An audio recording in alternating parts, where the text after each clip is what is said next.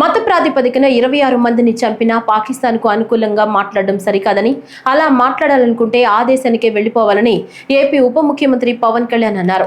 మత ప్రాతిపదికన చంపడం సరికాదన్నారు.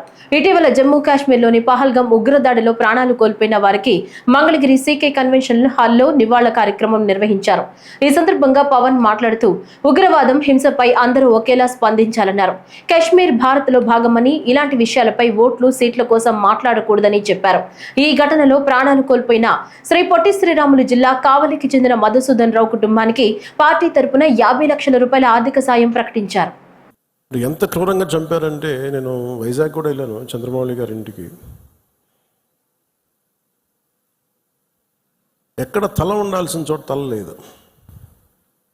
35 బుల్లెట్లు, 40 బుల్లెట్లు దింపారు తలలో, ర్యాపిడ్ ఫైర్ తోటి, ఆటోమేటిక్ గన్స్ తోటి. అంత దారుణంగా, క్రూరంగా చంపేశారు. యుద్ధం ఎప్పుడు ఇంకొక ఆయుధం పట్టుకున్నవాడితో చేస్తాం, కానీ నిరాయుధులైన ఎంత నమ్మకం లేకపోతే కశ్మీర్కి వెళ్తారు. 22-23లో దాదాపు 2 కోట్ల మంది వెళ్ళొచ్చారు. అది ప్రెసిడెంట్ పాలన ఉన్నంతకాలం వచ్చారు. మొన్న పాలన మారగానే అప్పటికి చాలాసార్లు ఎన్నికలు ఇంకా సంసిద్ధంగా లేదు కశ్మీర్ అని చెప్పినా కానీ కొన్ని పరిస్థితుల వల్ల కుదరలేదు, రాజ్యాంగ పరిస్థితుల్లో. ఇంకా ఉండదు అని చెప్పేసి మళ్ళీ ఎప్పుడైతే రాష్ట్ర చేతికి వెళ్ళిపోయిన పగ్గాలు, మళ్ళీ తీవ్రవాదులు విజృంభించి చాలా కోల్డ్ బ్లడెడ్గా చంపేశారు అందరూ. మీరు ఊహించుకోండి, మనందరం ఒక సాయంత్రం అంటే మనకి కశ్మీర్కి మనకి ఏంటి సంబంధం అనుకుంటాం. గ్లోబల్ విలేజ్ని మాట్లాడుతున్నాం, ప్రపంచాన్ని. అమెరికాలో చిన్నపాటి ఇన్సిడెంట్ జరిగితే దాని ప్రకంపనలు ఆంధ్రాలో కూడా ఉంటాయి. It's become a global village.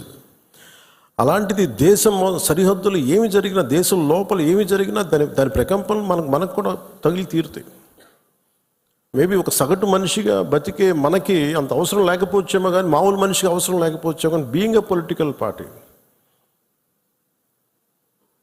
Regional పార్టీకి మనకు ఎందుకు అనే ఒక మైండ్ సెట్ ఉంటుంది. మన సంబంధం నేను చెప్తున్నప్పుడు బిగినింగ్లో జాతీయ సమస్యల గురించి నేను మాట్లాడుతున్నప్పుడు చాలా హాస్యాస్పదంగా ఉండేవాళ్ళు అందరూ నాతో.